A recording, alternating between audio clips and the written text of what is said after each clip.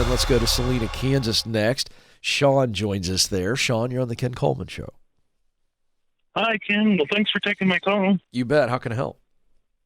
Well, I'm in a route sales job, and with the COVID pressure, of course, like so many other people, things are changing, and they've been closing different things down and all that. Anyways, it looks like my landscape is changing, and so I'm looking to move from my sales into maybe something like logistics or purchasing agent or something like that, where I can still use my sales skills, but I'll have more of a better office hours type position. Okay. It speaks to my heart a little more. Okay, good. So anyways, my question is, I've been working your resume. I've got that done, and I've sent that off to a company and all that. Well, I've only connected with one person at that company, and it's not somebody that's directly in the field I'm looking into getting into. So I don't know exactly how I would go about doing that, or what would you suggest? Well, the first thing I would ask is that person who works in the company, say, hey, do you know anybody over in purchasing or logistics? Did you do that? Yeah, and they don't. That was the issue. He's a web developer actually that works for that company. Well, so next question is, who does he know on his team? So it would be, this is the exercise. You essentially ask your buddy, how many people do you know in the company? And let's say he says, I know 20 people fairly well. So do any of those 20 people know somebody over in purchasing and logistics? That's the next connection. So that's that second degree there.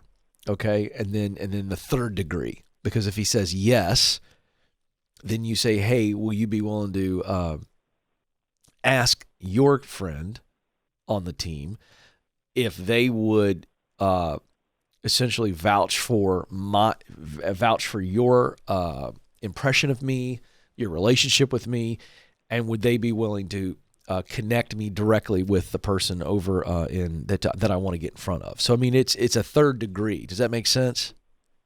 Yeah, it does make sense. Listen, there's no way around this, because if you don't try this, then you're essentially, playing the lottery, which it does work. People get hired.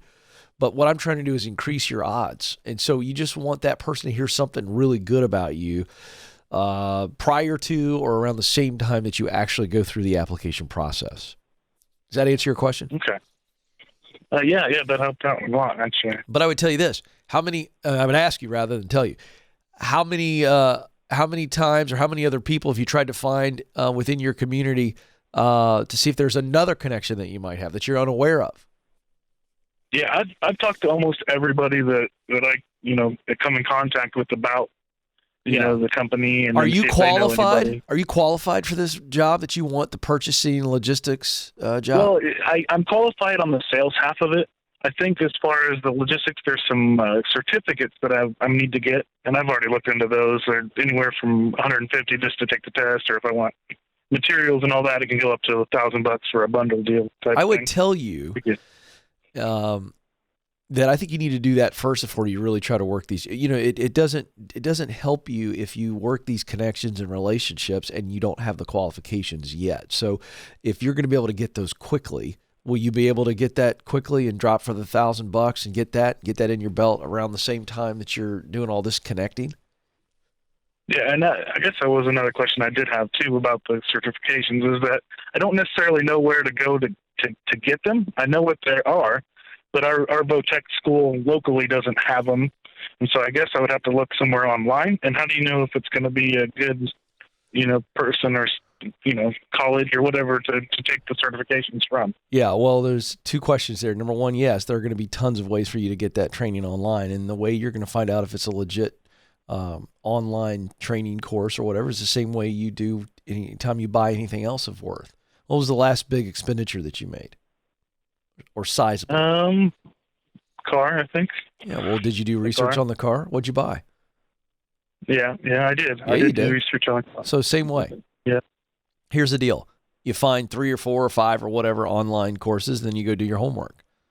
Do you realize it's 2020? Do you realize if somebody's done a crappy job, and even many times when they do a really good job, there's always 3 or 4 really bad apples?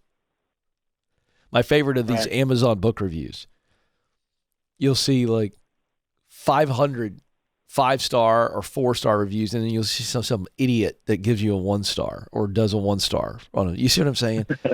So yeah, exactly. Yeah. So it's not difficult in today's world to find out a pattern of shysterism or, something that's just not well done. So this is not difficult. Please don't build this up in your mind. I'm trying to kind of demystify. It's not difficult for you to find solid programs out there and then verify that they are in fact solid. That's not hard. You know that. That's probably an hour to 2 hours worth of research, max. Right. Right? All right. So get after it. Hey, brother, listen. I will. Sean, you got this, man. You just got to commit. Yeah. I sense a little bit of doubt, and you got to replace doubt with determination. Say, you know what? I can get there. I will get there. That becomes your mantra. That's what I'm saying every day. When I start to feel the voice of doubt, say, nope, I can get there. I'm going to get there.